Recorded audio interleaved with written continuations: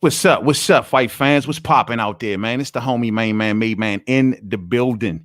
Y'all know how I get down. We talking boxing, man. Once again, it is an honor and a pleasure. I repeat, a honor and a pleasure to be up on here with all of the boxing fam and the boxing fans. It's Sunday. So, man, surprisingly, you know what that means. It's our time now, man. Y'all know I didn't do yesterday's episode because of the timing of the fight cards yesterday, man. You know, the Kell Brook fight and that whole DAZN card being put on in the afternoon here, man, messing the boy all up. And I did want to talk about that. So, you know, I wanted to push it back a little bit. And on top of that, we had right behind that in a couple hours was like Gary Russell Jr.'s fight. So, you know, I just was like, you know what? I just come on here, do something real quick today, and we'll just do it that away for this particular week, man. But salute to everybody that catches this live. You know what I'm saying? Salute to everybody. Salute to my playback players out there all day. I got fam already in the building. Alec Cartier, what's up with you? Media One Software, Marquise Monroe, salute to all of the boxing fam that slide on through here tonight, man. I ain't gonna hold y'all for long. I know everybody got to get up in the morning.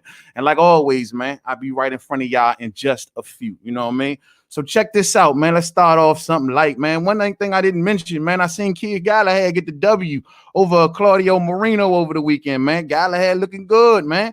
Him and Kell Brook linking back up with Dom Ingle up in that Ingle gym. Ingle got him looking good, getting through the second tier. You know what I'm saying? He trying to make it back to the top.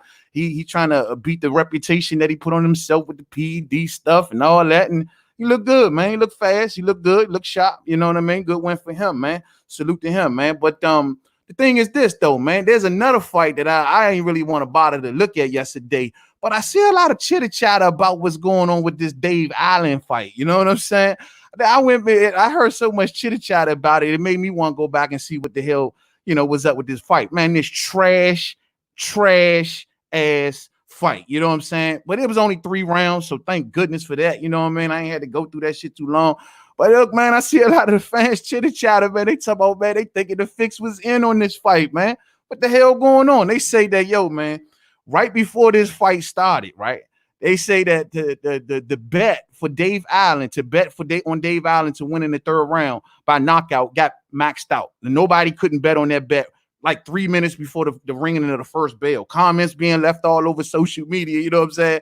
People feeling like the fix is in. And of course, if y'all seen that fight, Dave Allen, right? The first 2 rounds was just like trash, bro. Just straight 2 big bums. You know what I'm saying? Just 2 big ass bums in there looking like trash.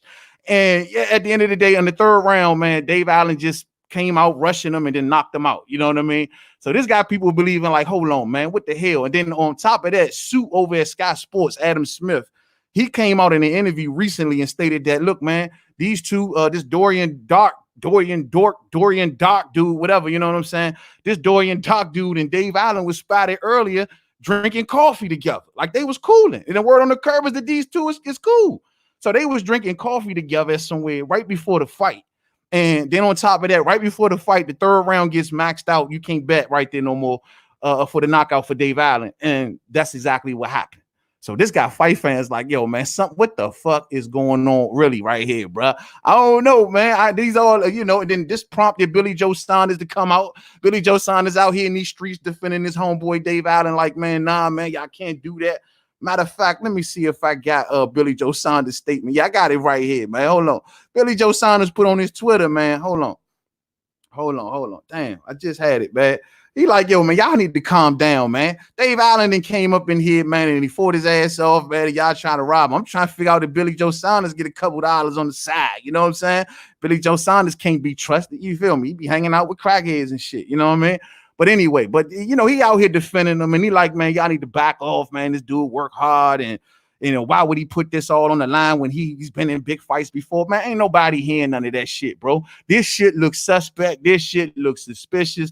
Man, I don't know, man. Dave Allen, man, made him a couple dollars on the side, man. But we'll see how it play out, man. I don't know. Y'all let me know. Let me get right in front of y'all, though, man, before we talk about this next issue, right? Chill. You know what I mean? Like I told y'all, man, I'm not going to hold y'all too late tonight, man. We'll see what it is, man. My man Marquise Monroe says, main man, Gary Russell looked all right, but I don't think he's strong enough to move up to 135 to fight Tank. Oh, we going to talk about Gary, man. He definitely strong. I mean, it's a throw of the dice. I mean, Gary is a small dude, but it's a roll of the dice, man.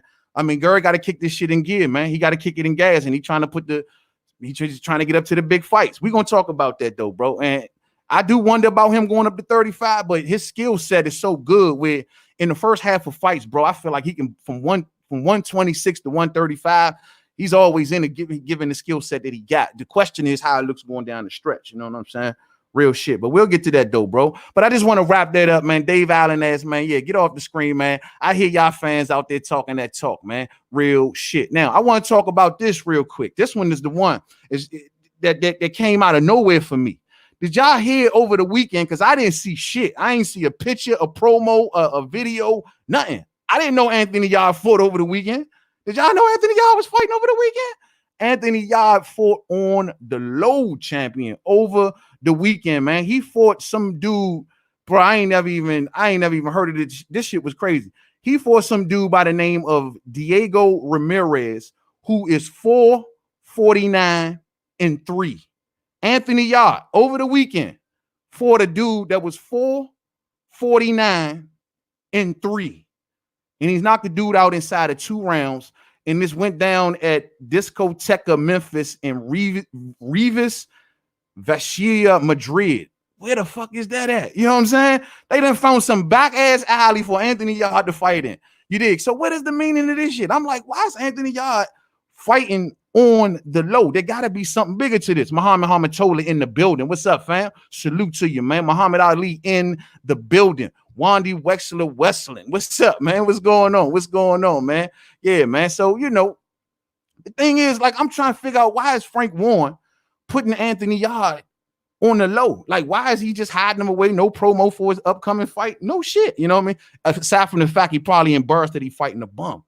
So the thing is that he put him into this fight because this is he's trying to find a loophole within the WBO. And the loophole states that no fighter can fight for a WBO title unless they're coming off a win. That's the loophole. You know what I'm saying? And so Frank Warren basically found the bum somewhere ranked the millionth in the WBO probably. And he put him in there with Anthony Yarde. So the meaning of this is that Frank Warren, Supreme Beast Boxing Talk in the building. What's up, bro? What's up with you, man? What's goody, man? So what he tried to do, what he trying to do is expose that loophole, right?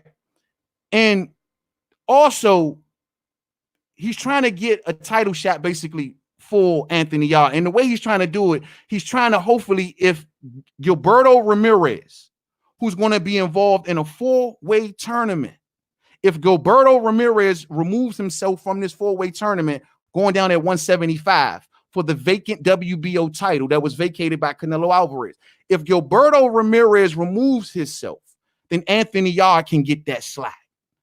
So that's the meaning of the fly-by-night fight. You know what I'm saying? He is looking for a loophole to try to get him. So people may say, well, because Gilberto Ramirez allegedly, as of recent news, is down for this tournament. Now, this goes right into the next subject right here. The Gilberto Ramirez Zerto situation. We could just say the Zerto situation. So Gilberto Ramirez is at a point now.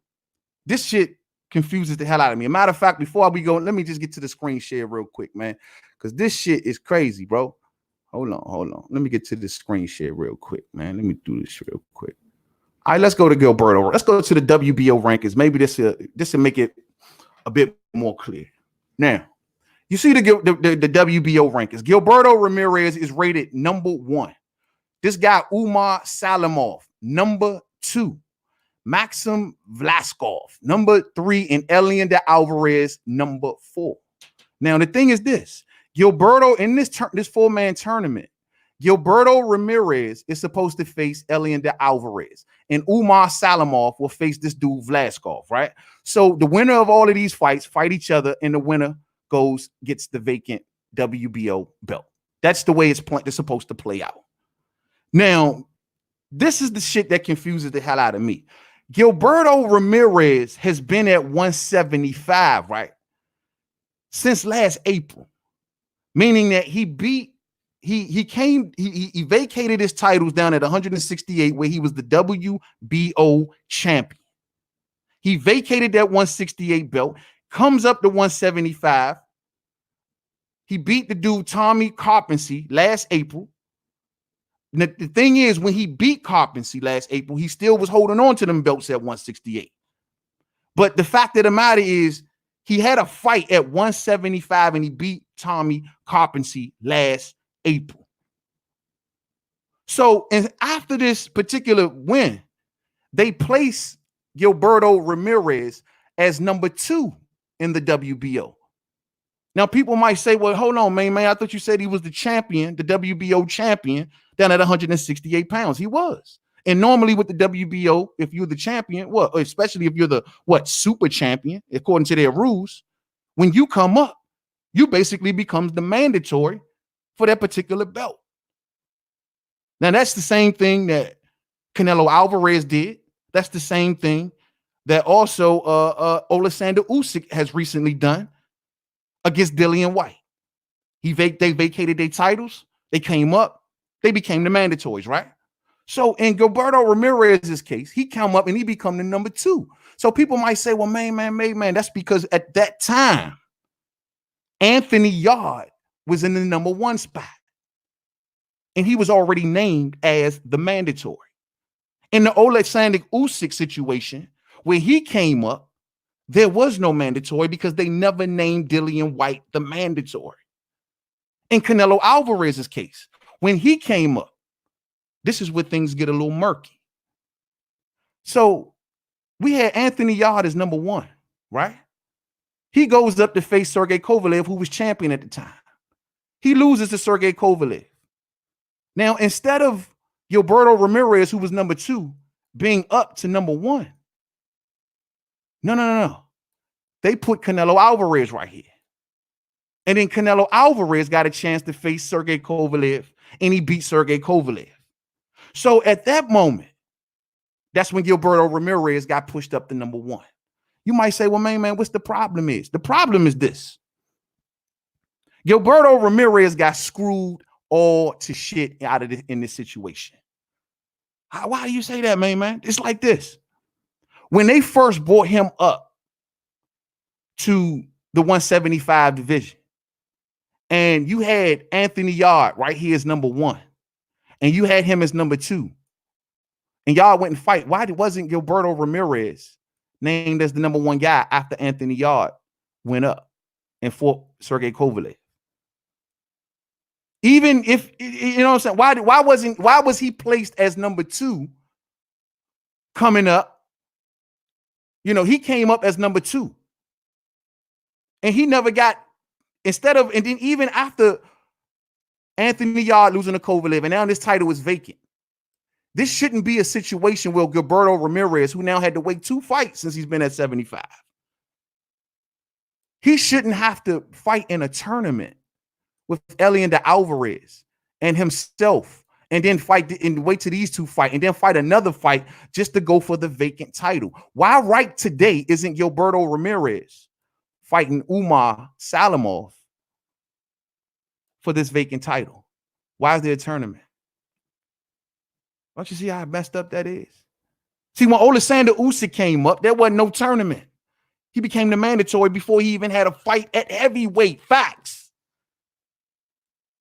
And see, when Canelo Alvarez came up, same thing, 175. He fought no one, straight to a title shot.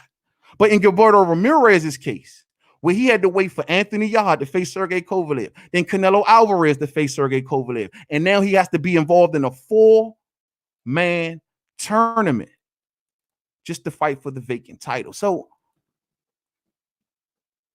let me get back to y'all. Hold on one second. So that's basically the situation right there for involving that tournament. So Anthony Yarde is on the sidelines now. And he's sitting back and he's like, yo, how can I get involved in this? So there's a deadline coming up. In order for Zurdo Ramirez to be involved in this tournament, in order for this to go down, right, he has to basically okay it. And now he has to let everybody know who is going to be his promoter. Lately, Zurdo Ramirez has been having problems with Top Rank.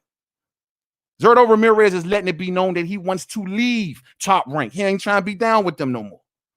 He basically looking at the situation that when he was at 68, Top Rank ain't do shit for him. What the fuck did they do? They didn't make a Callum Smith unification. What did they do? They gave him 2 Jesse Hart fights, and that was it. That was all. So he's like, what have you done? Then on top of that, I was the WBO champion, and here I am, had to wait 2 fights and now go through a 4-man tournament just to get my shot, and I was the champion at 168. It don't make sense. And so he like, dog, I'm done with Top Rank. And so he told the WBO, send me, I'll send an agreement to me. Don't send it to Bob Arum. When they sent theirs for Elian Alvarez, they sent it to Bob Arum. When they sent it to the 2 Russian dudes that's going to fight, they sent it to their promoters. But when they sent Zerto's, they sent it to his management. So they don't know what's going on. So they giving Zerto a deadline. They're saying, bro, you got a couple days to make a decision on who your promoter's going to be. Because at the end of the day, they are not going to allow Bob Arum to lose control of that WBO belt. If you choose not to go back with Top Rank, well, guess what, bro? So get to the back of the line. So they're going to put somebody right there in your spot. Top Rank ain't going to let you fight for that belt if you ain't rocking with him. Now, as of today, he's still rocking. He's still signed to him, at least on paper. So what you going to do, Zerto? He got a couple days to make a decision. Could be last minute holdout, renegotiating, trying to make a better contract situation for himself. The deal is this: at 175, man, Zerto got smoke on that side of the street. Beterbiev, Vazdik, all of them Eastern Europeans. Now, don't get it twisted. If he decides not to go back with Top Rank and say, I'm going to go ahead on my way, then guess what? I mean, she don't think he won't get snatched up by Eddie, the likes of a DAZN or Eddie Hearn, because of his position. Not to mention, they ain't even like the history books or some shit, like the first Mexican champion at 168 pounds. So they'll scoop him up. But what is he going to do? Is he going to risk leaving Top Rank and leaving a lot of those fights on the table? But at 175, what's crap? I mean, if he go to Eddie, the PBC fighters are going to be off. Anything at PBC going to be off the table. So what is Zerto going to do? But for Frank Warren to put on that fly-by-night fight by Anthony Yarde, like he tried to sneak it in there. And you know Frank Warren got that cozy relationship with Bob Arum.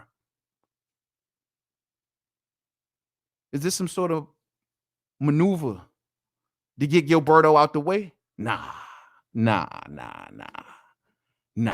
I ain't gonna say that. What y'all gonna say? Let's see what y'all talking about, man. Yeah, man. Sean Isaac's in the building. You know what I'm saying? Joyce versus Du Bois is a good fight. Who you got? That's a good point, bro. That's a good one. I don't know, man. Right now, I gotta look at these 2 dudes and one. I like Du Bois though, bro. If I had to take a feel for it right off the jump, I go Daniel Du Bois. I like Daniel Du Bois, man. Joe Joyce too stiff for me, man. Nah, Daniel Du Bois. They both kind of, and he's still young, still kind of wet, but behind the ears. But I like Daniel Du Bois. You know what I'm saying? Yeah, man. Hey, I'm telling you, Muhammad Ali, man. Like, bro, something ain't right. Did you see anything on this Anthony Yarde fight over the weekend? The Gilberto Ramirez situation playing out in the background. Anthony Yarde wants Zerto Ramirez's spot in this 4-man tournament. He wants it. Why the hell they ain't say shit? Is it because of the opponent? Maybe they ain't want nobody to know that he's fighting a dude with 4 wins. Was that it? Dog, when I seen this printed today, I was like, man, I ain't even hear shit about this, dog. What channel was it on? Oh, what did he fight? Where he fight at? He fought in somebody's basement or some shit? You know what I'm saying? They probably ain't even fight for no purse. They ain't fight for no purse. Nah, man. They fought for like membership cards or gift cards or some shit, bro. Ain't nobody heard nothing about this. No sanctioning body. No commission, nothing.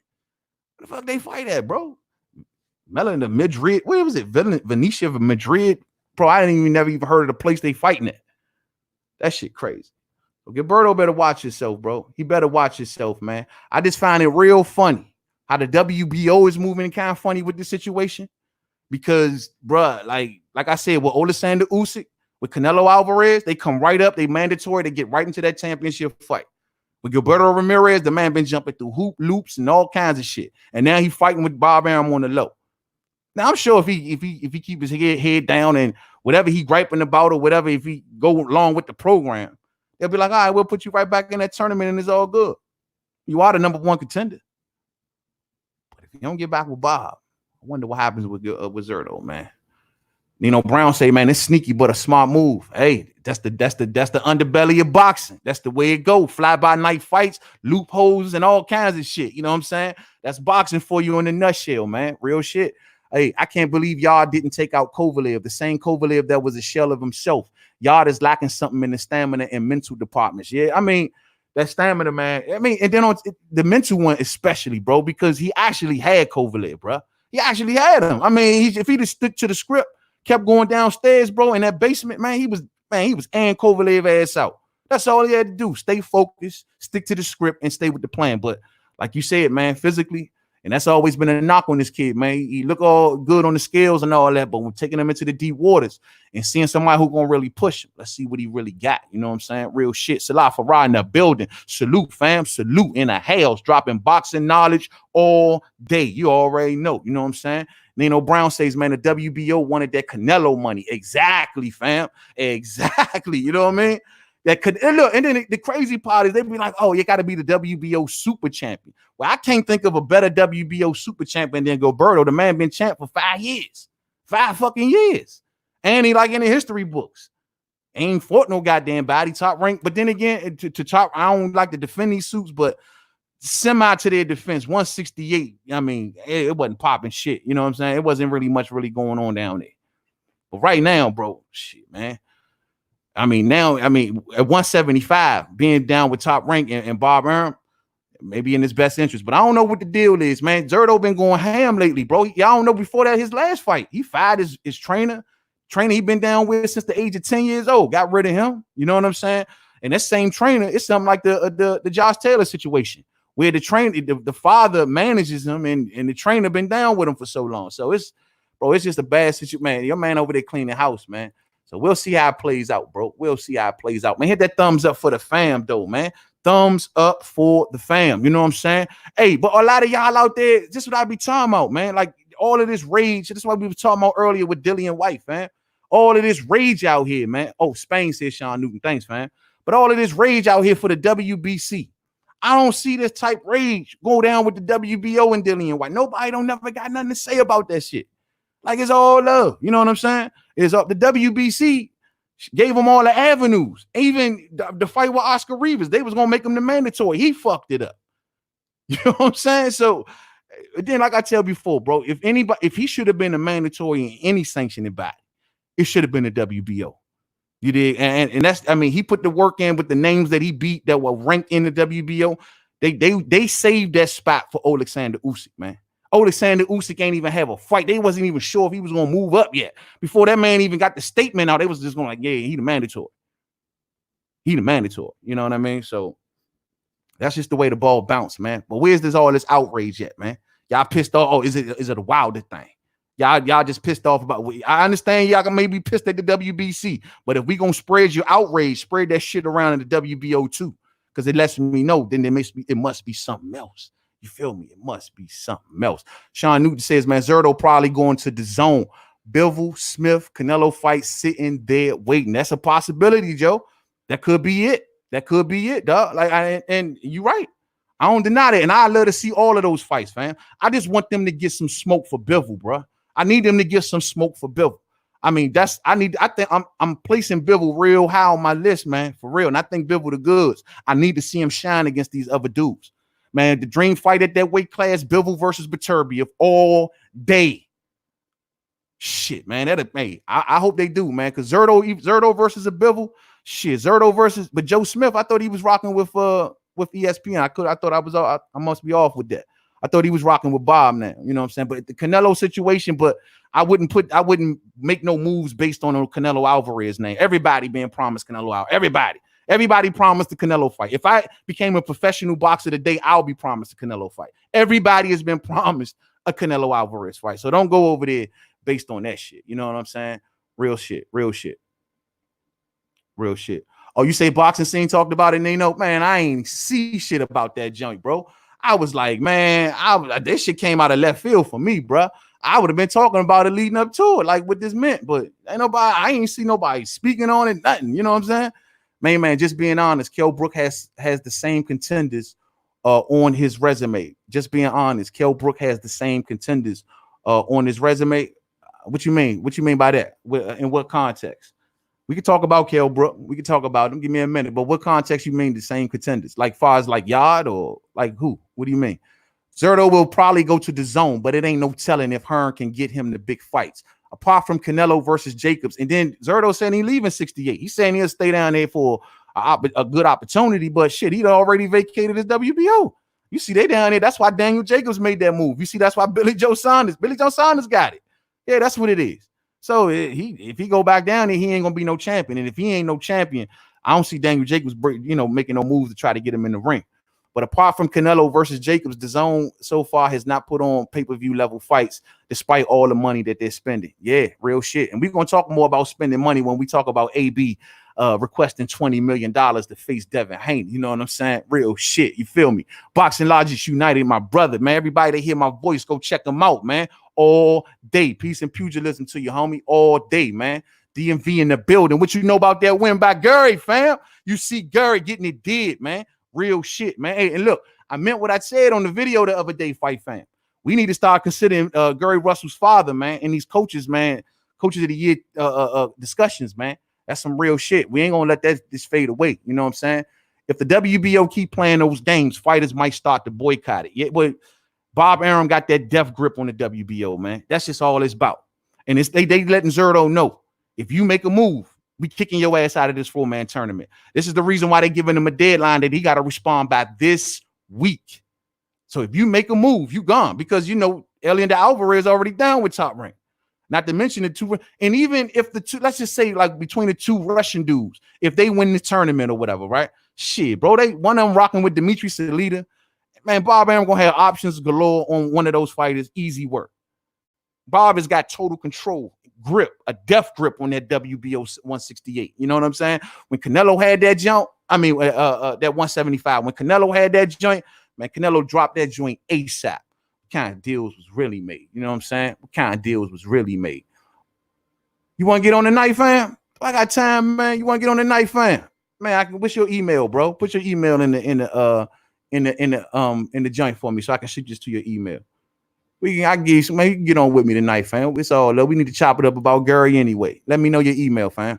Canelo said he don't want Zerto because Canelo said that he doesn't want Zerto because he is Mexican. Oh, yeah. I remember he did say some stupid shit like that, man. So, yeah. Well, in that case, shit, don't be sold on that shit, bro. You ain't getting no Canelo fight. And on top of that, Mungia probably get that shit before Zerto. You know what I mean? Ain't gonna happen, bro. Ain't gonna happen. So I don't know what Zerto gonna do, man. We just got to sit back and wait and see. And I hope he make his next move the best move. You know what I mean? He holding out for a reason.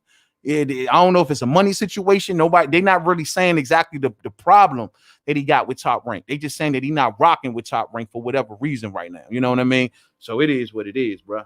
It is what it is. So let's move on, man. Let's move on to the next topic. Hold on, bro. Hold on. And I want to talk about this.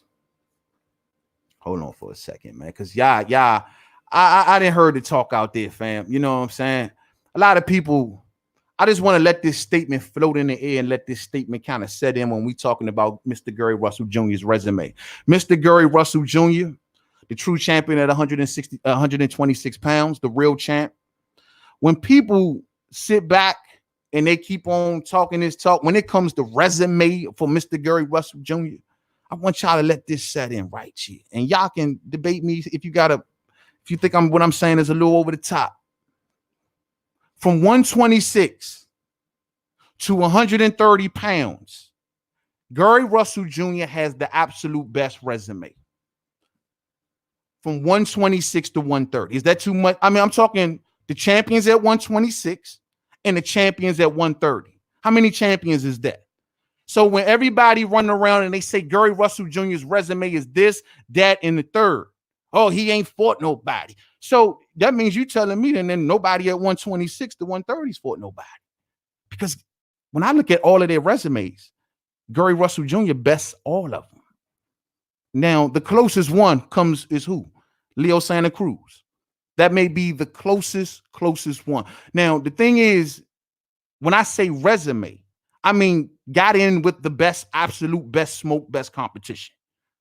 Who can y'all say from 26 to 30 has been in the ring with better competition than Gary Russell Jr.? Let me see that. Anybody, riddle me that. Riddle me that. Because this resume talk, y'all getting a little beside yourself now. It's getting way out. Let's just drill down on this issue. Let's drill down on this issue. From 26 to 30, who's been in with more smoke than Gary Russell Jr.? Let's go. Let's go. Warrington? No. You already know. No.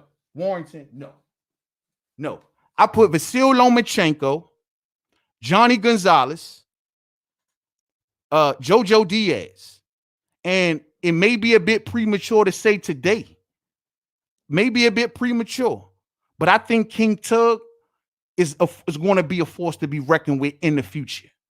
I think King Tug is going to make Gary's resume even better, just like JoJo Diaz did. I think it's going to become even better because you put King Tug in there with any of these dudes, bro, I give King Tug a shot. You damn right. Again, you put him in there with any of the 26 dudes, I give him a shot. I give him a shot against Shakur. I give him a shot against Warrington. I give him a shot against all of them. If you want to say Frampton, whoever. When I look at the champions at 130, Miguel Burchell, absolutely not. JoJo Diaz already been beat by Gary Russell Jr. Leo Santa Cruz. That's the one. And we're going to talk about Leo. And the only reason Leo even gets consideration is because Carl Frampton. It's because of Carl Frampton. But who else? Abner Martinez. Abner Martinez was beat by Johnny Gonzalez, in which Gary beat. Who else is up there? Andrew Cancio? No. Who else we talking about? IBF. JoJo Diaz already been beat by WBA, Leo Santa Cruz, which is funny to me. How the hell is he carrying the WBA Super at 130 and also carrying the WBA Super at 126? Don't y'all find that funny?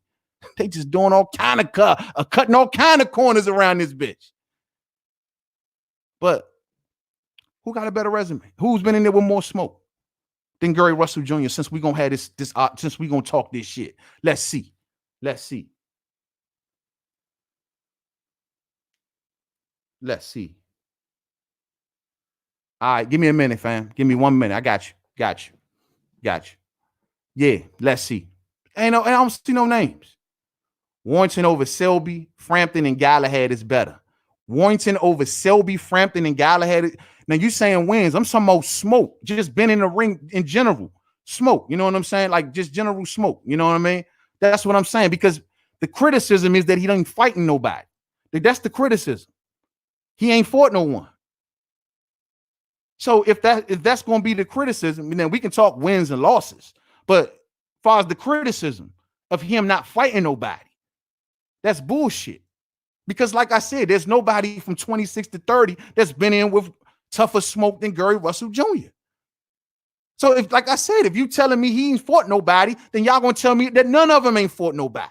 And that's just how it's going to go. I can't think of, can somebody tell me who outsmokes Gary Russell Jr. when it comes to his resume? Who has more smoke than Gary Russell Jr. on their resume? Come on. Galahad stopped Claudio Marrero and went the distance with Tug. Come on, bro. But I mean, yeah, but Claudio Marrero was a southpaw. And let's not forget Tug still is a young pup. I mean, dog, I'm telling you, dog, you give him a few fights, let him start getting his rhythm and timing down, let him see a few more styles on certain levels. And I'm telling you, Joe, I can see it in him, man. I think he's going to be good. Watch in the future. Everybody said the same thing about JoJo Diaz, bro. Watch in the future. It's just that he just not quite at that point where he needs to be in there with like a experienced, skillful fighter like Gary Russell. But in a few years, I'm telling you, he's going to be around. I see him being around. You know what I'm saying? Real shit. P. Newell says, man, King Tug look good in that boxing ring. He can fight all day. Marquise Monroe says Leo. So you think Leo's resume, he's been in there with more smoke than Gary Russell Jr. All right, well, let's take a look. Let's take a look. Let's see. I got Leo up here, right? All right, Leo.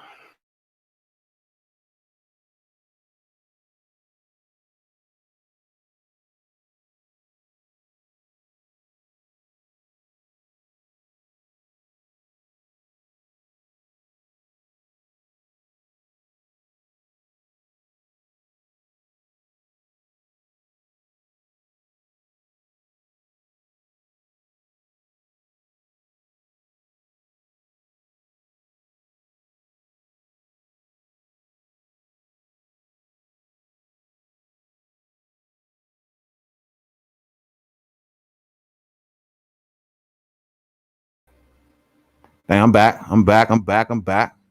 Damn. Now how? Oh, dog, this joint just had a little malfunction, but we back now. There it is. I think we back good. We should be good. Y'all see me out there? Y'all hear me out there? Just had a little quick technical snafu. I think we should be good. We should be good.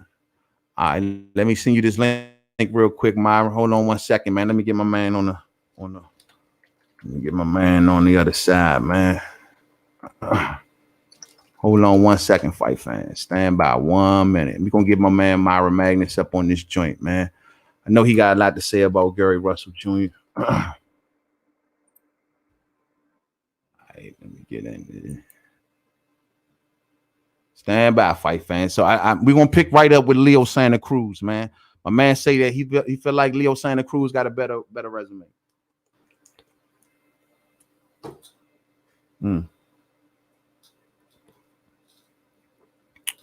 Stand by, fight fans. Just give me 1 minute. Here we go with the ghost light. We might gotta say scooter light tonight. All right, let's see. I'm shooting you one right now, fam. Shoot you the link.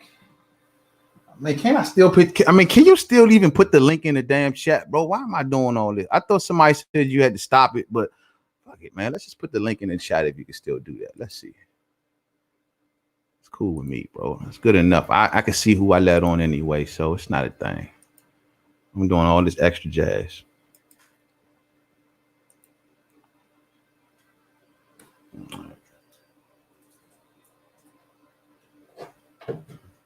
All right, Myron, there go the link right there. Oh, hold on. All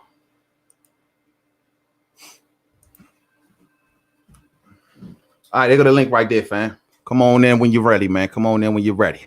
Now, I want to pick back up where I left off, man. Hold on, man. While I get my light together, fight fans, I'm going to go behind the scenes, but we're going to keep it pushing. So the thing is this. Like I was saying, man, Leo Santa Cruz says, somebody who just said Leo Santa Cruz, man? Who said Leo Santa Cruz? All right, Marquise Monroe. Marquise Monroe says Leo Santa Cruz has been in there with tougher guys. All right, well, I don't know about that, fam. I truly don't know about that. I mean, what would you say Leo Santa Cruz best, toughest guy that he been in there with? I would probably say Carl Frampton. Let me see if I can pull up his box rec real quick, man. I would probably say Carl Frampton, man. Hold on.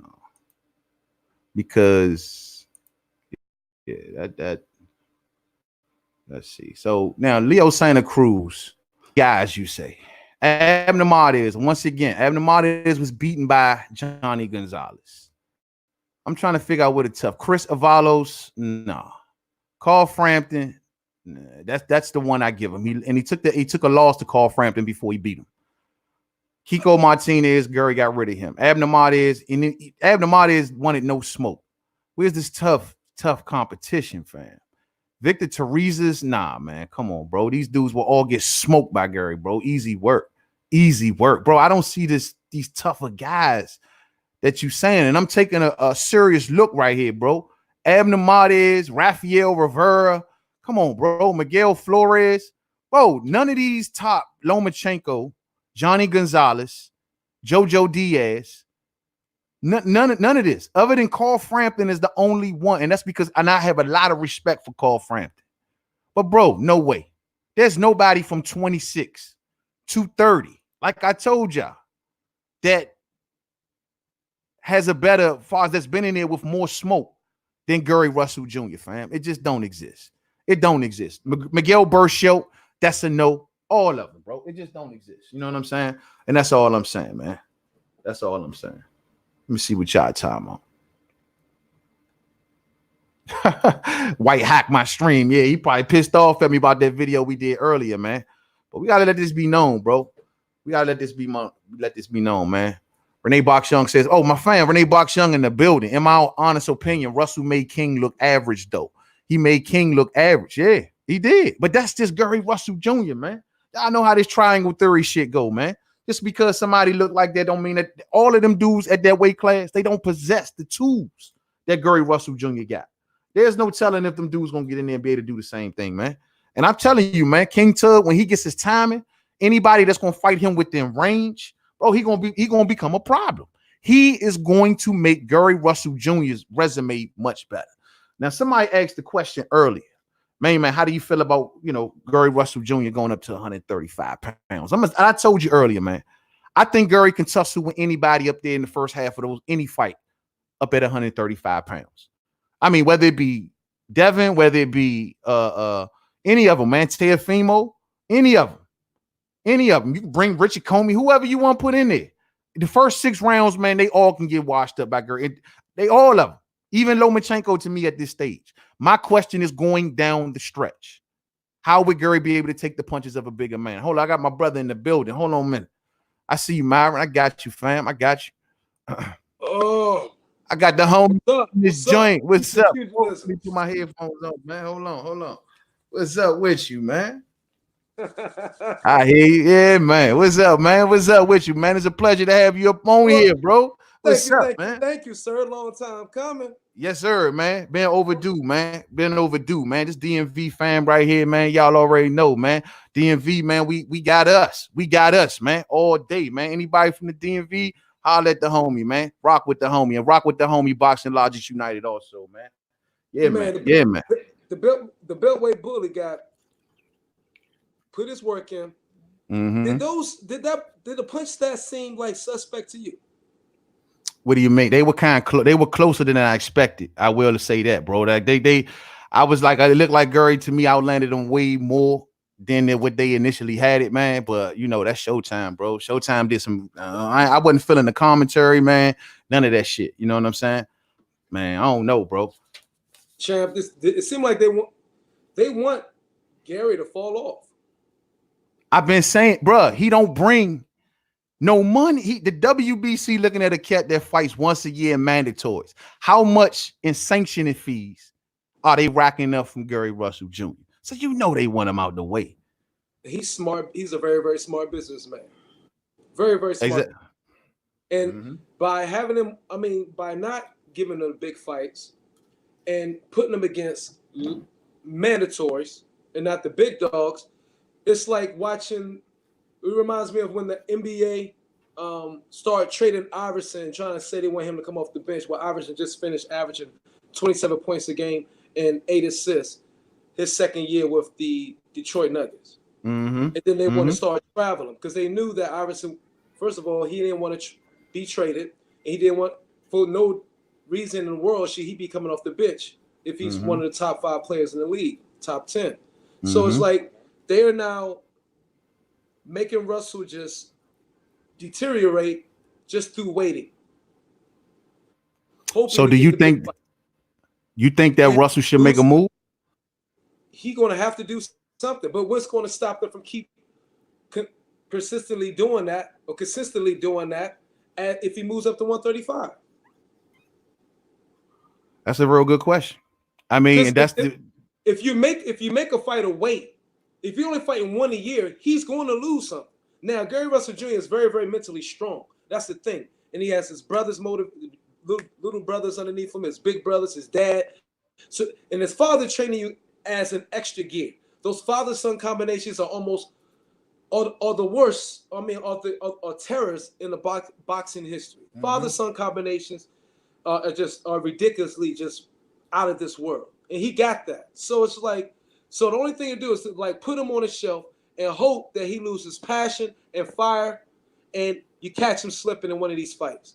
And it seemed like that's what they're doing. With Gary Russell Jr. Real talk. Yeah, that's exactly what they're doing. Gary is busting the system up, bro. And not to mention, Gary got a damn good deal with PBC. Like he ain't got no bad deal. And when he get like 90% of his gate.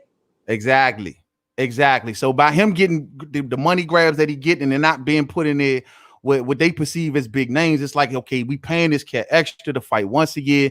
WBC ain't getting no sanctioning fees off him. You know what I'm saying? Leo, instead of PBC actually making happen what they should make happen, Leo right there, WBA super champion 126, Gary champion 126, WBC. They can make it happen, same side of the street, but instead they rather feed Leo to Tank. So what does that say to if they give Leo to Tank before they give him to Gary, when him and Leo got history, what message is that sending to Gary? when you got like people like Frampton, people like Warrington, Frampton himself calling Gary Russell Jr. probably the best 126 in the world back.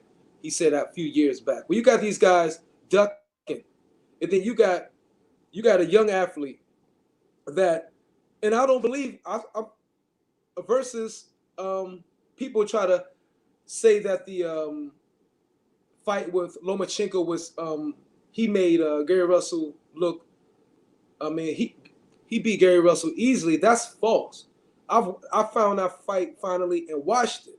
Gary Russell Jr. was piecing Lomachenko. Mm-hmm. Lomachenko couldn't do a lot of that shit he was doing. And he said that he was weak because he was in a sauna, whatever. But when you got a fighter like Gary Russell Jr., who's extremely talented, mm-hmm.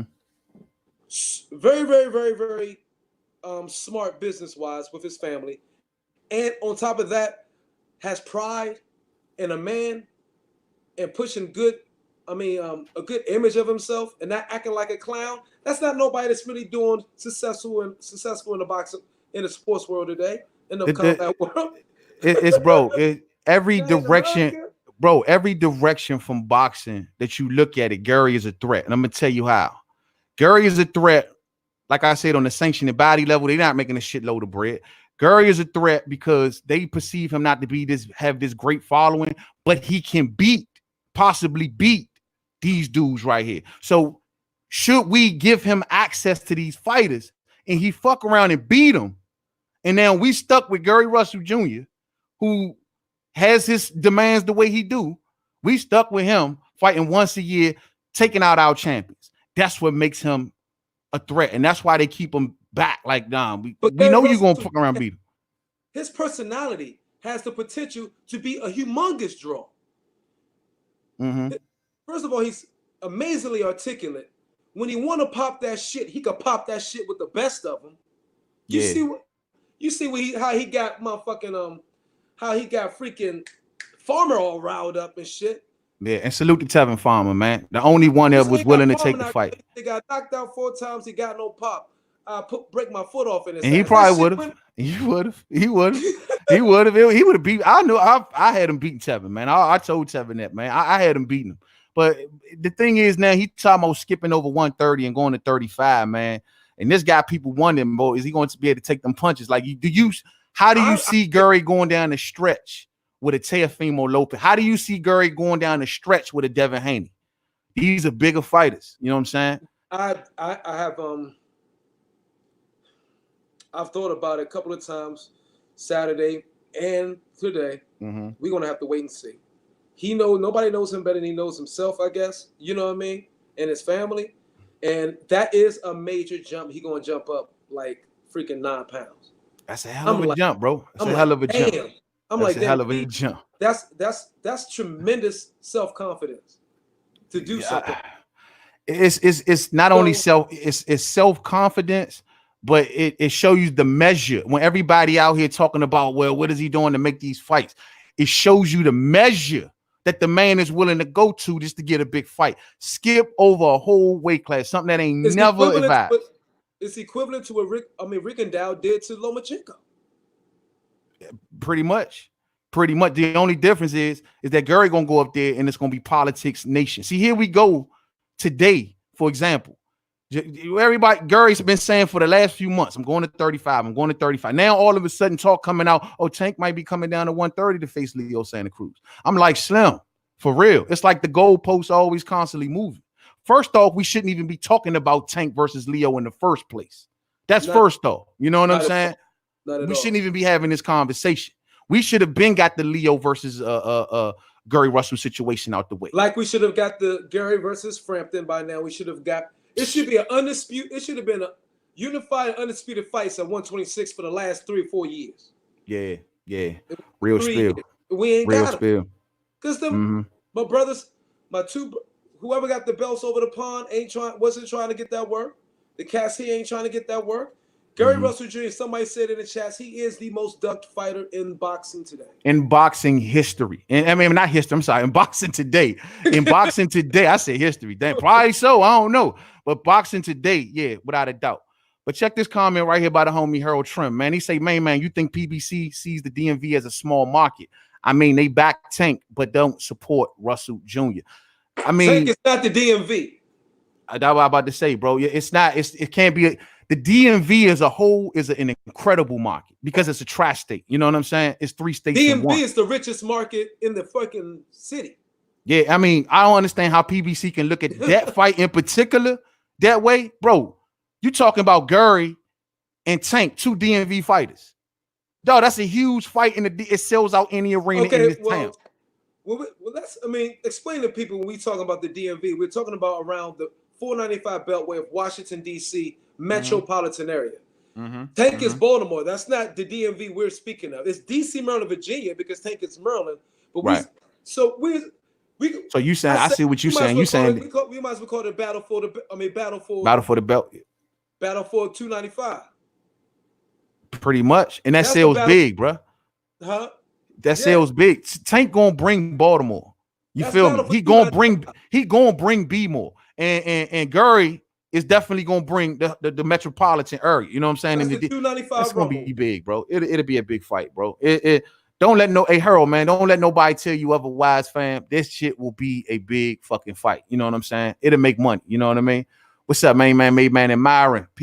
That's Toby Barlett right there, man. All day. Yes, sir. Yes, sir. I got my homie Dundada in the building. What's up, homie? Give me 1 second, Myron. I'm gonna get to these comments real quick. Always got to get the fam in. You know, Muhammad Ali say, man, Gary needs to fight more to build his popularity, but the boxing purists know Gary. You all right? Give me a name, fam. Give me a name. Give me a name. Muhammad Hamatola say, what if Tank is not able to fight in May due to legal problems? Then Leo will look bad avoiding Gary. Woo! Yeah, real shit. Real talk, fam. How you feel? Hey, if Tank ain't able to make the fight this spring for whatever reason, and Leo don't pivot to Gary, come on, man. Something's really up, bro. Come on, bro. How you feel about that, Myron? What would you think about that? Gary Russell has put hands on this man's father in the most viral, hilarious way that they wanted to twist to make it seem like it was something malicious. Anybody could tell that was some wonderful, like, banter comedy. Just like, look, or you want to fight or what? What Gary Russell Jr. did. That should have been the most funniest things. I mean, just like temps. Bruh, it get no more than that, bro. He put hands on that man. That was the funniest thing ever, man. Bruh, that was hilarious. But it like it was malicious. They don't want Gary, man. They don't want Gary in the business. Nah, bro. I respect I even respect his response to that. And I respect the fact that Gary let out the bag that when he was, calling Tank out and going at Tank on social media, he even told Floyd, bro, like Floyd reached out to him and told him to keep his name out his mouth and all this jazz. Man, he told Floyd, man, sit your ass down, bro. Like, it ain't like that, man. Y'all gotta understand, man. Y'all gotta show this man respect out here. He demands it. You know what I'm saying? But he heard him. I'll be real, 100%. I didn't like that interview that BB Conversations had, because I think in my opinion, he put Gary in a position to say a few things that hurt him on the political side, and maybe he should have kept to himself, because it is still politics as usual. And your boy Barbershop was putting that thing out there in a way that hurt him. And then after that is when he got the call, right? But he let it be known, though. And Gary took a lot of bold positions in that particular interview where he was saying, like, bro, like, look, man, PBC got to make something happen for him. They keep promising him Leo Santa Cruz. And yeah, look, hey, at the end of the day, I'm sure Eddie calling. Well, I don't know about now since Tevin in the situation, and I don't know about now, but I'm sure Eddie had his eyes on that situation too. And according to Gary, there's been some talks. You know what I'm saying? So at the end of the day, man. The sad part, yes, sir. You 100% right. It seemed like sad part of the thing about it seemed like they got Sean Porter, you got Keith Thurman. The guys they really push in the PBC right now, in some way, shape, or form, don't fit the type of, personality, character it seemed like Gary Russell Jr. is. Okay, let me ask you this question since we're talking about that, right? Did you hear the latest news about Adrian Bronner demanding to Eddie Hearn that if you want him to fight Devin Haney, he wants $20 million? Did you hear about that? Yes. Do you think Eddie Hearn should pay Adrian Broner $20 million to go and face Devin Haney? I heard him. He was talking the conversation in the car with who that was, Cook and whoever that was on IFL TV. He said he might. Entertain it because he still believed that Adrian Broner is one of the biggest draws in boxing. So, I don't think it's smart, bro. I wouldn't do it. I'm not saying it was smart. I was just telling you what I heard. I mean, your boy Eddie Hearn said. He was considering it. I don't think you should reward foolery. I think you should reward the Warriors. Devin Haney then came out and said that, look, bro, and he came out on social media to say, man, no, don't price yourself out. He down to do it. And Eddie Hearn even came out and say, bro, you not going down 135 pounds. You know what I'm saying? And they not trying to pay, 20 million. That's just outrageous, bro. I think 20 million. No, it's outrageous. And I think, he shouldn't get nowhere near that because if they do give him 20 million, then they're rewarding the foolish and the type of antics as Adrian Broner do. You feel me? Mm-hmm. So that means it's going to make more fighters do that. Adrian Broner, when's the last time Adrian Broner showed true dedication to his sport and his craft? Since forever. The thing is, the factor that he bringing to the fight is different. The dynamic that he bringing is more so from he's bringing popularity. They're trying to they basically paying for a billboard. Yeah, you know what I'm saying? The foolishness, and not the reason, bro. Here's the measure. Keith one-time Thurman, when he fought Manny Pacquiao, didn't get $20 million. No. Adrian Broner, when he fought Manny Pacquiao, didn't get $20 million. How the hell? Now, I understand the zone, they throwing this money around like, oh, we got it. And they put it out there that they got it. I got you. And don't get me wrong, Adrian Broner shouldn't come cheap because of what he bringing to Devin Haney's career. But $20 million, bro, when you ain't even make that shit against Pac, I don't know. You know what I'm saying? Worth? How much is he worth? I say anywhere between 7 and 10. Okay. 7 and 10 that makes sense. I mean, women. I think at one time, what was that? I forgot the old offer that Eddie had offered to Adrian Broner, and Adrian Broner had aired him out and put him out there. Was it 7 million? But it was for more than one fight. It was like 10 million for 3 fights or some shit like that, bro. At the end of the day, bro, look, give Broner 10 million. What it would do for Devin Haney is it would do wonders for him. You know what I'm saying? You ain't paying for a bomb burner of a fight. You just paying for a walking billboard at the end of the day. You know. So who do you think 10 makes sense? Who I think win? Yeah, I have no belief in Adrian Broner, fam. Like I don't anybody on the elite level at whatever weight class until Adrian Broner proves otherwise. I say they beat Adrian Broner. I betted on Broner so many times, bro, and been wrong. I ain't doing it ever again until he got to prove me wrong. Period. You know what I'm saying? I think he's definitely more business side, 100%. He ain't looking to care to win no more. And that's what I'm saying. I don't think you should reward. If you reward Adrian Broner, you rewarding everything we don't like about fighters in the sport today.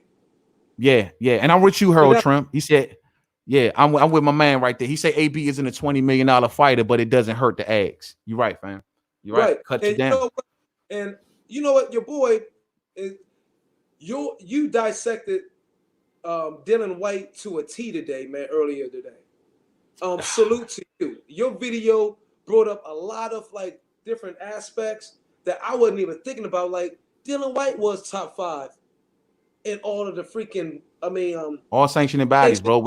So why is he keep picking on the WBC? Nobody even came from that angle, bro, until I heard you say it this morning. Earlier today, and I was like, damn, you know what? Yeah. And it made it very, very obvious. We all of us know, but now you pointing out that specific fact made it like everybody else could say now ask that question, like, yeah, you daggone right. Why the hell is bro, I always say with the WBC situation of Dylan White, the only part of corruption that I do see, or maybe some funny business that went down, was when Don King got Dominique Brazil the mandatory from the jump. Outside of that, and that's what you got to place at the corruption of the coziness of the WBC and Don King. Because if you want to argue that Dillian White was fighting better competition than Dominique Brazil, I ain't going to argue with you there. But I'm going to say that Dominique Brazil's connection to Don King, and we know Don King in the WBC got Dominique Brazil that Mando spot. Now that I say all day, but that has nothing to do with Wilder, and that got nothing to do with what he got going on. That he just going business as usual. My thing is the WBO did him foul. They just did him worse to me because that man actually beat Ray High in the WBO. Joseph Parker was their former champion, fam. He lost his belt to AJ, but he was their former champ. And the only reason that Dillian took it is because he thought beating Joseph Parker would put him as a mandatory in the WBO to Anthony Joshua. And it didn't happen. You know what I mean? For whatever reason. I don't even know the answer to that shit, bro. You feel me? And then when he did Oscar Rivas, they still didn't make him they still didn't tell him before that fight you would be the mandatory. But however, the WBC did. The WBC say, what? We'll give you the mandatory spot if you beat Oscar Rivas. Just the PED situation happened, and that fucked that all up. Yeah. That's what happened, fam. You know what I'm saying? And that's all I be trying to say is, where's the outrage with the WBO? Them bringing Oleksandr Usyk up and not even having one fight at heavyweight make him the mandatory over what Dillian White had did at that weight class. You're absolutely right. And well, you know what? And I want to say this. I mean, you know what you made me think of? I was like, look, the whole, and don't get me wrong, you know, I rock with Joshua.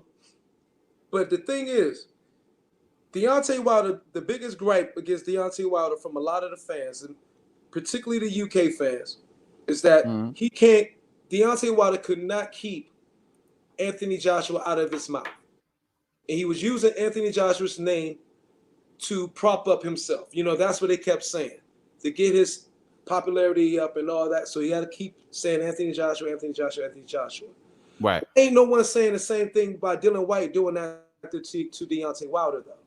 And that's a two-way street, even with AJ, because people got to remember, if Deontay Wilder coming out of his mouth. If you want to say AJ is, or Deontay Wilder is saying AJ name for popularity, then that would be, then you have to apply that on both sides of the aisle, because I pointed out the hypocrisy of the whole thing, and I was like, I want to run that by you today. Yeah, I mean, my thing is, bro, if they both trying to get their names up in opposing countries, AJ trying to get his name up here, Wilder trying to get his name up there, then it's a good thing to do. It's nothing wrong with that. It's nothing, especially if you want to get a super fight. Let them do what they got to do to build their names. All of this, they saying each other names, that shit that's bullshit, bro. At the end of the day, they want to make a fight. Hopefully they make a fight. And if they are saying each other names, it just makes the fight bigger. Why is everybody against a humongous fucking fight? Let them build their names. Let them build their names. You know what I'm saying? That's how I look at it, bro. I just think in today's situation with Wilder about to hit a next level of a next level of just of who he is in boxing. Because if he gets a knockout victory over Tyson Fury, bro, and then no one will be able to argue the notion of if Deontay Wilder is the lineal champion. If he can walk around and say he's the lineal champion, victories over Luis Ortiz and Tyson Fury, bro, Wilder's status increases, in my opinion. You know Tyson Fury is ranked number 1 in the Ring Magazine rankings. Ranked number 1 in the Ring Magazine, never been beat the man that beat the man. Regardless of how, you know, the argue that I hear from a lot of fans is, how is Tyson Fury still the lineal, man, because of all the stuff that he's been through. And I always cite this. Look at the rules of the lineal champion and how do you lose linealship. And you will see that what Tyson Fury been through is not how you lose the linealship. Yeah. You lose it from... Tyson Fury was never lineal truly to begin with. Even from beating Klitschko. Klitschko wasn't lineal. But see, now that's where the story that's where we're going to go back to Lennox and the story get muddled. But when did that change though, Myra? No one starts talking like... for a decade straight, we call Klitschko. Because they're making the move, they're making it up as they go. But so soon as Tyson Fury win it and Deontay Wilder get it, now we're gonna question Klitschko. They break the rules as they go. If that's the case, Klitschko never had all 4 belts. He had 3. His brother had the other one. So how was he lineal? And remember, Michael Buffer totally trashed that last week. Buffer, did you see Michael Buffer's interview? Nah, I missed it. You didn't see that? Nah, I missed it. Trashed. He said Tyson Fury, the lineal champion, is a joke. Whenever we announced him, we never said lineal champion. See, I'm not falling for that bullshit though, fam. That's just the reason why. Threw it under the water. But why? All of us, why they didn't throw it under the water when they were calling Klitschko the lineal for years? Now all of a sudden he said Klitschko wasn't either. No, that's what he said. Klitschko. Well, I didn't hear Michael Buffer saying that before. Michael Buffer ain't never came out and said no shit like that before. You know what I mean? All I know is when Klitschko was reigning, that's all everybody was saying. Klitschko is the man that beat the man. He is the lineal boom boom. Even when Tyson Fury first beat Klitschko, that was like headlines. The new lineal champion.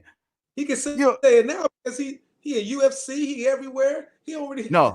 Now I'm wild about to whoop that ass. Now it's like, oh, we're gonna question the lineal now. And bro, come on, man, come on. Nobody said this shit when Klitschko had that shit. That's one angle. It could be that too. I did the whole video. Joshua actually is the lineal. If you was going by the box off, but Joshua the lineal. You say Joshua the lineal, man? Yeah, because Klitschko lost it. If you going to buy when Klitschko had already been beat. Klitschko lost it, right? They could get the lineal by a box off. Okay. Huh? So when Joshua and Klitschko, what was Joshua and Klitschko fighting for? What belt was they fighting for? They fought for the WBA.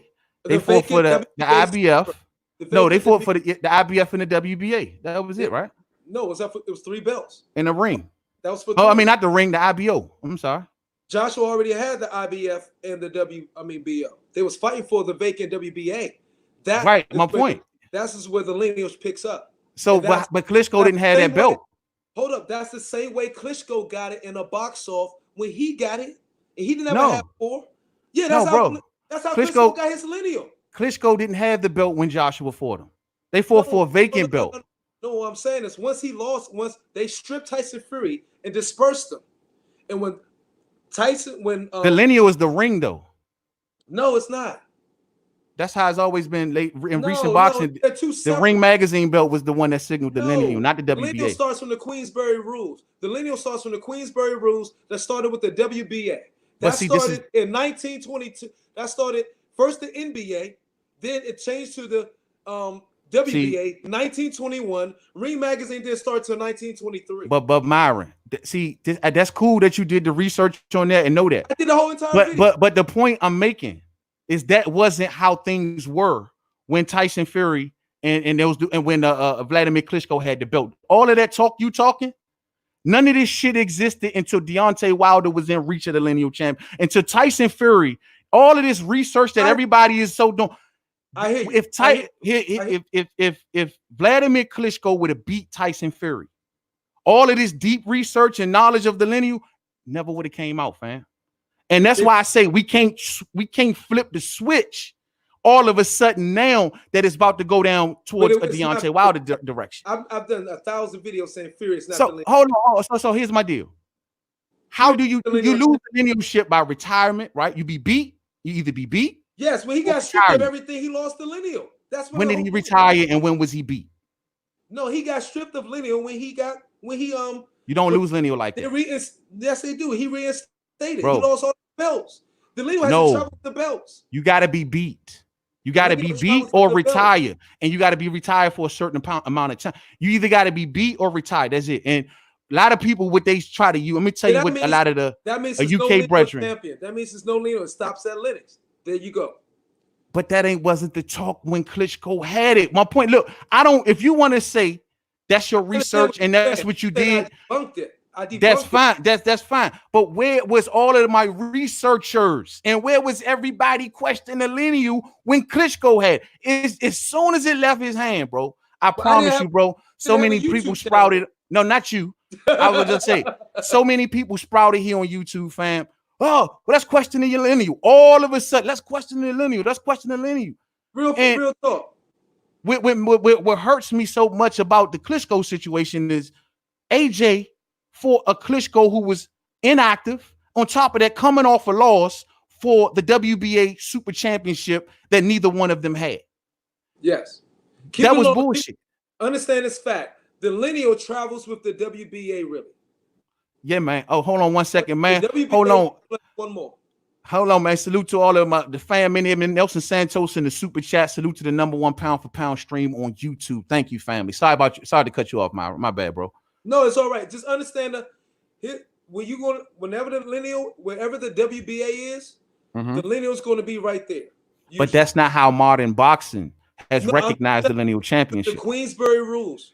Where you go back to all right, well, I'm just Well, saying. if that is the case, AJ can't just pick up being the lineal fan. Not when he hasn't beat the No, man that beat the man that beat the man. You know but what I mean?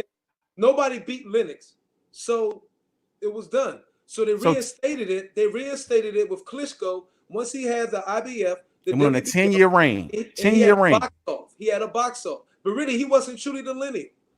Right. So who beat? So did Tyson Fury retire? They just Did he retire? Did Tyson Fury retire? He didn't Yes. retire. No, he didn't No, he got retire. stripped. We got stripped. But he didn't that ain't the lineal is not an actual physical belt, fam. It's a made. This is why Deontay Wilder always tell Tyson, "Where's your belt? There is no belt." It's a give. So that's my point. Did Tyson Fury? You saying the WBA? It has nothing to do with the WBA. It does. If you saying, okay, well, Tyson Fury didn't retire, and he wasn't beat. I don't care about his PED scandals. I don't care about he was kept out of the ring against his will. So that makes him still the lineal. He wasn't, he didn't ask for that court case. He went through the UK. Look, I'm not disagreeing with you, but I'm saying is nobody beat Lennox and nobody became undisputed since Lennox. So technically we do not have one, but I know what you're saying. They wanted to restate it. They wanted to reinstate it for Vladimir Klitschko, and nobody was really questioning it. No one said a word until he lost it. But that was all politics BS because they just wanted to do that. But in that case, then, well, in that case, there's no heavyweight today that has a better win under their belt than Tyson Fury. Not one. I can give you that. So I mean, you can't make a person that got lesser wins a lineal champ. You just can't. And I'm just entertaining it because I don't see Anthony Joshua by far as nowhere near as a lineal champion. You know what I mean? No, you can't nowhere near. But at the end of the day, if Deontay Wilder beats Tyson Fury and AJ and Wilder fight, and he got to beat Wilder for the lineal championship. They weren't even caring about. I hear you 300%, and I agree with you. Only reason they need to build up this lineal so much for Tyson Fury right now is to make it appear that Wilder is winning something, and while they pushing for these two to fight as much as they are, because Fury really has nothing. He has a great following for the UK that could bring in, but other than that, he has no hardware. So you have to then build up the lineal title to at least it's something being exchanged here, or Wilder does have something to win. Invisible, even though he don't have a belt, because that's everybody wants him to really fight Joshua. So no, Fury brings a lot. They have to make it appear the lineal is more important than Joshua's 4 belts. You know what I mean? Remember Hearn. Eddie Hearn wants Tyson Fury. He's well on record telling you, look, man, if Fury beats Wilder, we want to fight Tyson Fury in the UK. Absolutely. So Fury brings something to a fight. Hearn says it can't be in the UK, remember? Hearn said a lot of things, man. They would try to make that fight in the UK if Tyson Fury would get past Wilder. Money. Yeah, it'll generate enough money. I mean, they'll pitch it to the highest bidder. Yeah, but come on, man, that's a huge fight, bro. Tyson Fury versus AJ in the UK, bro. It's money everywhere for that fight. First, they couldn't ask it. They couldn't have it because the fight in the UK couldn't generate enough money. He want that Saudi money. He want that Saudi Arabia money. That's all that. Because you're gonna have AJ going to want this much. You're gonna have Tyson Fury going to want this much. Then everybody else there, they would have to have the fight someplace where. Well, yeah, they can raise that money. Money up. True shit. Yeah, I mean, wherever they get it. They gave him shit a whole week over that. You ain't want to see all those? Yeah. Well, I mean, wherever they can get it. Ass. Wherever they can get it. But you know what? Salute to Eddie Hearn being on record saying that if Deontay Wilder beats Tyson Fury, that they're going to offer him 50-50. Yes. Salute. But then so we're going to look for that. They double talking, though, because AJ said still it don't make sense. AJ said that. 70-30, like, 2 different pages, right? When he kept saying that, and I was like, AJ getting on my nerves now. So here we go with the shit. You know what I'm saying? But at the end of the day, I'm gonna go with the money man. The money man say 50-50 when he gets past that, man. We'll see. That's just something to just keep stored away, and that's gonna come back after the Wilder Fury fight. You know what I'm saying? It's gonna come back. And that quote that Eddie Hearn put out there, 50-50, it's gonna come back. I'm telling you. Let me see what some of the peeps talking about. Hold on, man. Wayne Jr. say, man, so whoever has the WBA belt is the lineal champion. No. Yeah, that's what it does. No, listen to me. It's a what it is that the WBA is the granddaddy of all the belts. It's the very first. We So did that true, yeah. whoever had that was already initially the lineal champion. What it is that if you go do your research, it's the WBA plus one or at least two more of the other major sanctioning bodies. Okay, when Klitschko had the WBO and the IBF, he had a box off for the WBA. This is what they're not telling you. And since the WBA is the original lineal belt, he had three of the four, which allowed them to be able to reinstate the lineal title with Klitschko. Go in my joint, I'll break down the video, go through from 19, 21, all the way fucking up to make it clear and easy for you. I mean, I get what you're saying. You're saying it, but see, it's the WBA. It's the key to it's not the W by itself.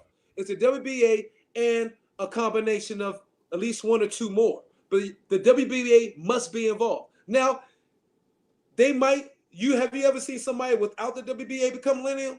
That WBA is always somewhere involved in that joint. Have I seen somebody without the WBA become lineal? Yeah. Tyson Fury. He ain't got it now. He ain't lineal. You know what I'm saying? I mean, with that, but that's bullshit. But that's I hear what you're saying. I mean, that's the history of the belts today. But the lineal championship is perceived to be not a real belt. You know what I'm saying? To come back with my argument, when I proved 300%, when Tyson Fury got stripped of them all, and they dispersed, Anthony Joshua went collecting them, and then they had what? A box off between Klitschko and Joshua for all three of them. But that was some bull. But that's the bullshit. Was vacant. But I feel you, fam. But that was the bullshit that happened. See, originally when Klitschko first came back, he petitioned the WBA to fight for that belt, and the WBA originally told him he has to fight somebody for that belt, not just going to a Joshua fight. You actually got to attain the belt and then defend it. But instead, they cut a deal.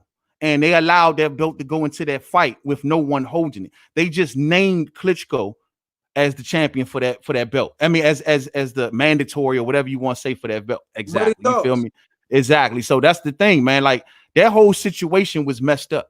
You did. It was messed up. I mean, I feel what Eddie Hearn did, but though that's why a lot of people question, like, bro, you beat of Klitschko, who was out 2 years and had no belt.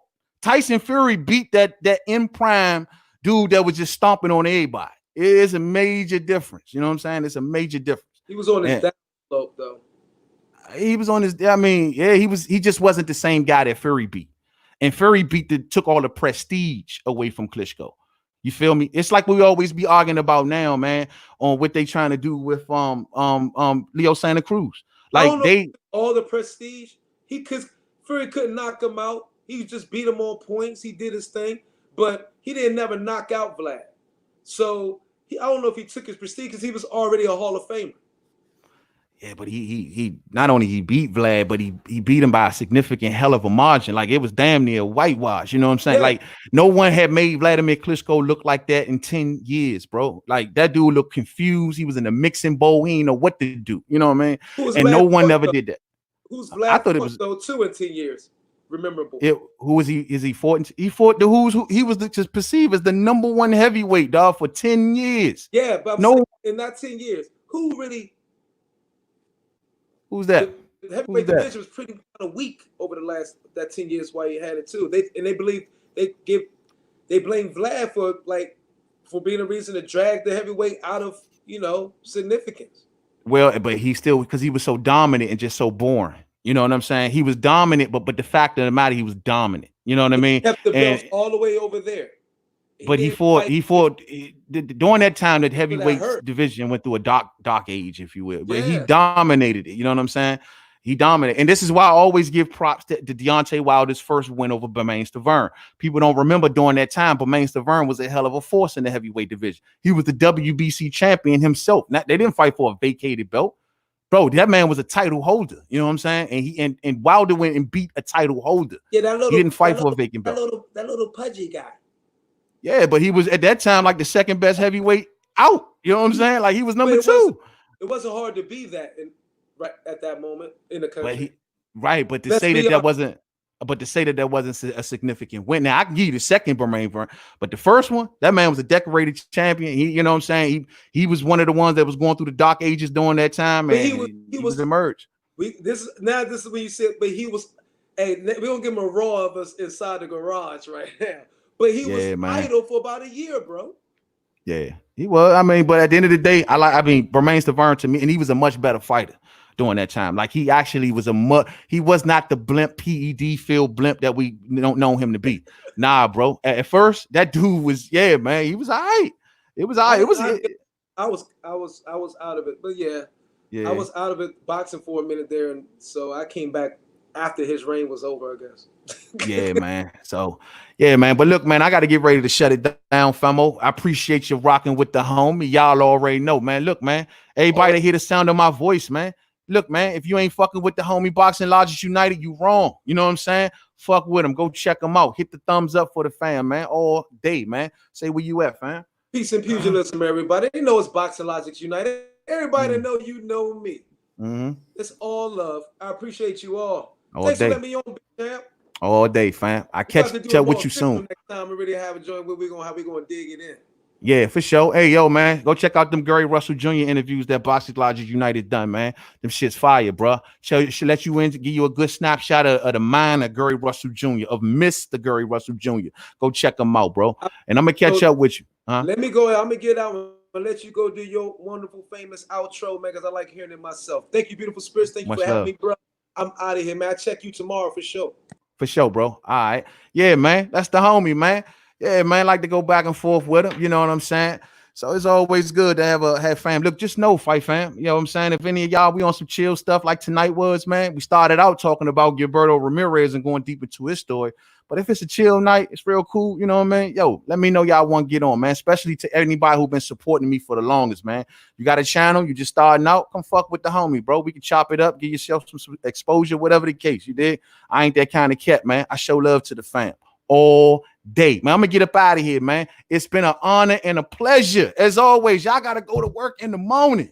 What the hell, fam? We've been up till 9 o'clock. I suppose I only came on here for 20-30 minutes, and here we are an hour and a half later, still on this joint, man. Much love to you all, man, all day, man. You know what I'm saying? I appreciate everybody that rock with me live. I appreciate the homie Myron Magnus for stopping on through over at Boxing Logic United. Everybody, man. I don't care what your boxing opinion is, your boxing affiliation is. We can wrap it up, we can chop it up and be cool all day. You know what I'm saying? Just come fuck with the homie, man. Real shit. Now you got to go to work tomorrow. So this is what you're going to do, right?